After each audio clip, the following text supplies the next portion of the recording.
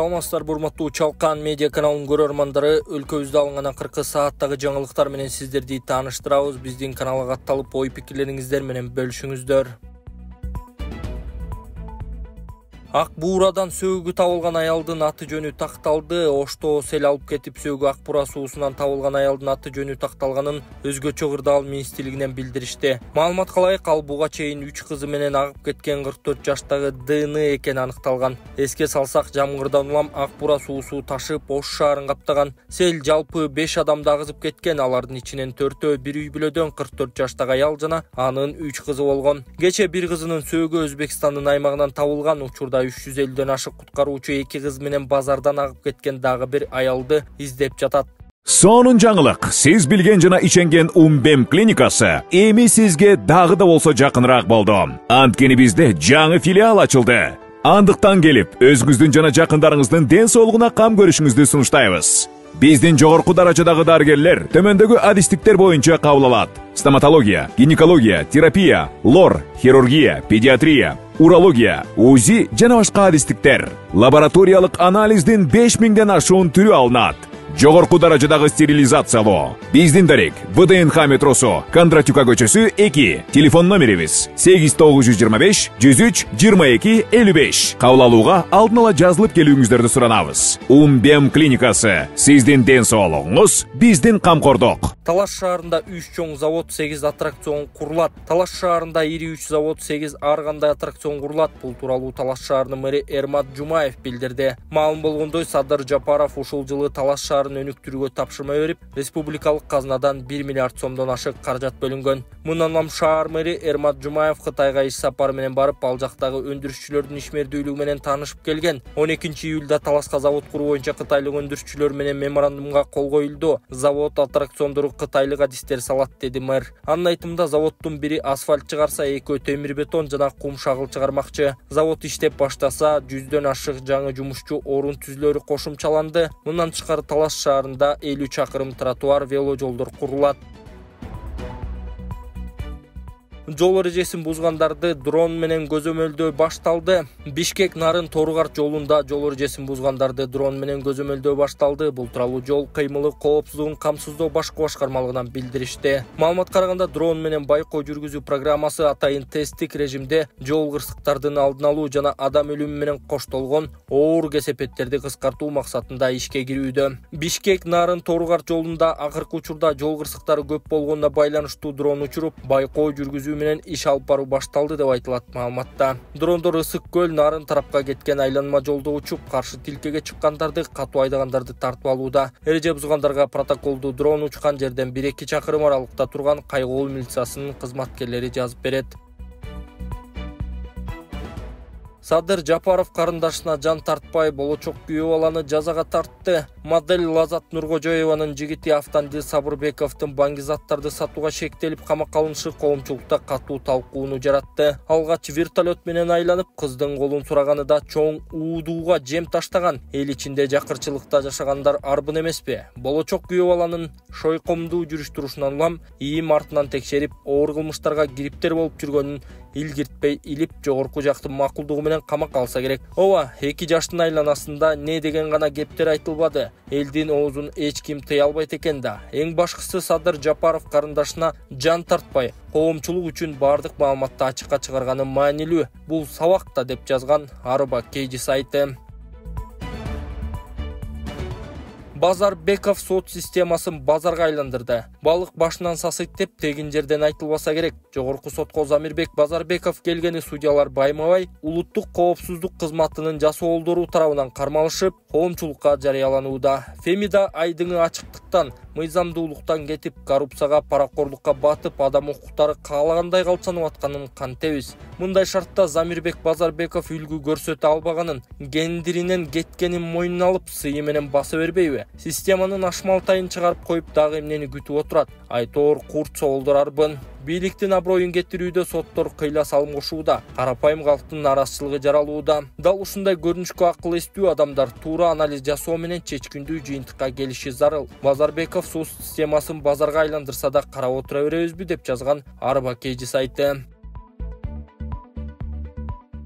Садыр Жапаров Дональд Трампка кол салууну айыптады. Президент Садыр Жапаров 14-июлда АКШнын мурдагы президенти Дональд Трампка кол салуу аракетине байланыштуу билдирүү жасады. Бул тууралуу анын маалымат кызматы билдирди. Эске салсак, кечээ АКШнын мурдагы президенти Дональд Трампка куралдуу кол салуу аракети болду. Ал Пенсильваниядагы тарапташтарынын алдында сүйлөп жатканда кулагына ок тийген. Атайын кызмат ок аткан адамды дароо өлтүргөнүн маалымдаган. Атышуудан бир көрүүчү каза болуп, 2 адам оор жаракат алганы кабарланды. Талапкер жана АКШнын мурдагы президенти Дональд Трамптын Пенсильваниядагы шайлоо алдындагы митинг учурундагы кол салуу аракетин кескин айыптайм. Анын тезирээк сакайып кетишин, ошондой эле бардык жабыркагандардын тез айыгуусун каалайм деп айтылат Жапаровдун билдирүүсүндө.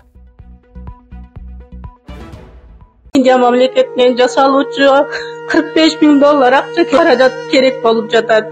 Ассаламу алейкум, урматтуу көрүүчүлөр, барыңыздар амансыздарбы? Мен Элимити фондунун жетекчиси Болотбек Айдаркулов. Азыркы учурда ушул Баткен облусунун тургуну. Ушул эжебиздин уулу оор дарт менен ооруп калыптыр. Ошол себептерден сиздерден жардам суроого муктаж болуп турат. Келиңиздер көптү көсөкөл болот демекчи. Биздин фонддо дайыма кайдыгер карабаган инсандар көп. Ошол себептен ушул бир тууганыбызга жардамыңызды аябай, ушул күндө кыйналып, кыйынчылыктан ушундай 2 жылдан бери ушундай төшөктө тура албай, кыйынчылык абалда күн кечирип жатат туугандар. Ушуга кайдыгер карабастан бул дагы биздин бир тууганыбыз. Эртеңки күнү ушул тууганыбыз дагы туруп, биздин катарда ушундай басып кала турган болсо, эң чоң бир сооптун жана бир жакшылык иштин туу жокусунда турган адамдардын катарында болобуз туугандар. Урматтуу кайдыгер карабаган кыргыз элим. Мына менин балам Орозовбек болот. 2 жылдан бери Австриядан ооруп келет. Ушул балама Индия мамлекетинен жасалуучу $45.000 акча керек болуп жатат. Ошого аз да болсо да салымыңыздарды кошуп жардам берүүңүздөрдү суранам. 83 97 08 Энеканкы деп чыгат. Сберкартта Бахтияр А деп чыгат.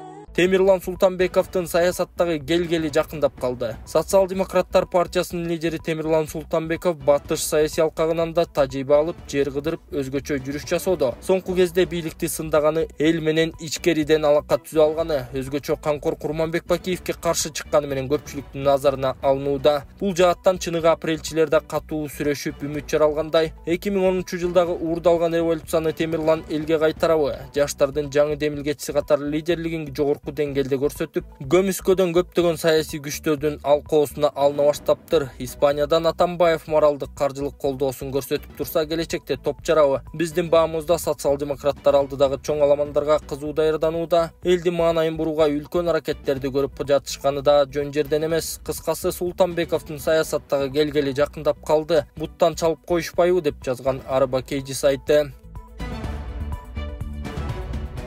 Мэр Бишкектен троллейбустар эмне үчүн алынып жатканын түшүндүрдү. Бишкекте троллейбус менен жүргөн жүргүнчүлөрдүн саны азаюуда. Бул тууралуу мэр Айбек Жунушалиев Алато 24 телеканалындагы маегинде билдирди. Анын айтымында 2023-жылдын 5 айында троллейбустардагы жүргүнчүлөрдүн агымы 11,7 миллион адамды түссө, быйыл 8 триллионго гана жеткен. Троллейбустарды автобустар менен электробустарга алмаштырууга айрымдар эмнеге мынчалык каршы болуп жатканын түшүнбөйм. Жол тыгынга байланыштуу көптөгөн каттамдарды өзгөртүүгө туура келип жатат. Бирок троллейбустардыкын анти өзгөртө албайсың. Айрымдары троллейбустар эң арзан транспорт деп ойлошот. Чынында андай эмес. Мисалы 1200 автобуска мэрия кетирген чыгым субсидия 638 миллион сомду түссө, 115 троллейбуска 205 миллион сом бөлүнөт, деди Жунушалиев.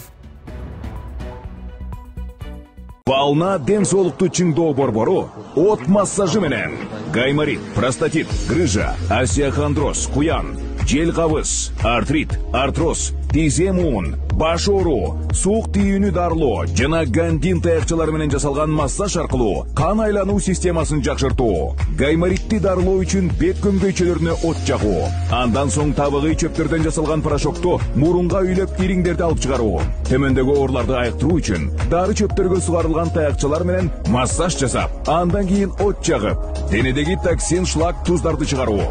Бизге келип, кепилдик менен ден соолугуңуздарды чыңдап кетиңиздер. Облустук сот Олжобой Шакирге чыккан өкүмдү колдоду. Бүгүнчү облустук соту жазуучу публицист Олжобой Шакирдин ишин карап чыгып, Аламүдүн райондук соттун чечимин колдоду. Бул тууралуу жогорку соттун маалымат кызматы кабарлады. Белгилүү болгондой 14-майда сот жазуучуну массалык башаламандыктарга чакырык жасоого күнөөлүү деп таап 5 жылга абакка кескен. Олжобай Шакир күнөөнү мойнуна алган эмес. Орусия Кыргызстандагы элчиси Петербургдагы университеттин ректору менен жолукту. Орусиянын Кыргызстандагы элчиси Сергей Вакунов Санкт-Петербург мамлекеттик экономикалык университетинин ректору Игорь Максимец менен жолугушту. Бул тууралуу дипломатиялык өкүлчүлүктүн маалымат кызматы билдирди. Тараптар Кыргызстандын илимий жана билим берүү уюмдары менен кызматташууну өнүктүрүү, Россиянын жогорку окуу жайларын бүтүрүүчүлөр менен республикада кызматташуу, ошондой эле Кыргыз-Россия Славян университетин модернизациялоого көмөк көрсөтүү боюнча долбоорлор талкуулады деп айтылат маалыматта. Ош мэриясы табигый кырсыктан жапа чеккендерге каражат чогултулган жок. Оштогу селден улам мамлекеттик органдар тарабынан элден каражат чогултуу демилгеси болгон жок. Бул тууралуу Ош мэриясынын маалымат кызматынын жетекчиси Жумамидин Сулайманкулов соц тармактагы баракчасына жазды. Анын айтымында селдин кесепетин жоюу иштери жүргүзүлүп, тийиштүү кызматкерлер күнү-түнү иш алып барууда. Ушундай мезгилде пайда боло калып кырсыктан өзүнө упай чогултууну максат кылгандар көп болот экен. Ар кандай флешмоб уюштурулуп, топтой калалы дегендерди байкап жатабыз. Балким жакшы ойдо кылгысы келгендир, бирок чогулган акчага ким көзөмөл кылат, канча каражат чогулат эч ким билбейт. Мамлекеттик органдар тарабынан элден каражат чогултуу демилгеси болгон жок, демек жеке жарандар тарабынан чогултулуп жаткан каражаттын даректүүлүгүнө жооп бербейбиз деп жазган ал. Сулайманкулов кырдаалды пайдаланып акча жасоону максат кылган шылуундардан этият болууну эскерткен. Ош шаары жана Ош облусунун сел каптап 800дөн ашык турак жай, социалдык инфраструктура, базар жабыркаган. Анын кесепетин жоюу иштери тынымсыз жүргүзүлүүдө. Тилекке каршы апат 2 адамдын өмүрүн алып, дагы 3 киши изделүүдө. Кыргыз-Өзбек делегациясы эл аралык жүк ташуу маселесин талкуулады. Транспорт жана коммуникациялар министрлигинин кызматкерлери Бишкек шаарында Өзбекстандан келген кесиптештери менен жолугуп, эл аралык жүк ташуу маселесин талкуулашты. Бул тууралуу аталган мекеменин басма сөз кызматы Азаттыкка кабарлады. Маалыматка караганда жолугушууда 2025-жылга эл аралык жүк ташууга керектелчү уруксат кагаздарынын өлчөмүн көбөйтүүнү сүйлөшүштү. Өзбек делегациясынын транспорт министрлигине караштуу логистика жана транспорт маселелерин изилдөө, өркүндөтүү борборунун башчысы жетектеп келди. Алар менен Кыргызстандын транспорт башкармалыгынын башчысы Аскар Эсеналиев баштаган министрликтин кызматкерлери жолуккан. Аталган мекеме жүк ташууга байланыштуу быйыл канча уруксат кагазы берилгенин жана ал канчага көбөйтүлөөрүн тактаган жок. Буга чейин министрлер кабинетинин төрагасы Акылбек Жапаров Бишкектеги Кыргыз-Өзбек бизнес форумунда эки өлкөнүн ортосундагы товар жүгүртүүнүн көлөмү өскөнүн билдирген. Ага ылайык 2022 жылы 11 айда бул көрсөткүч $543 миллион ашкан. Бул мурдагы жылга салыштырмалуу 21% жогору болгон.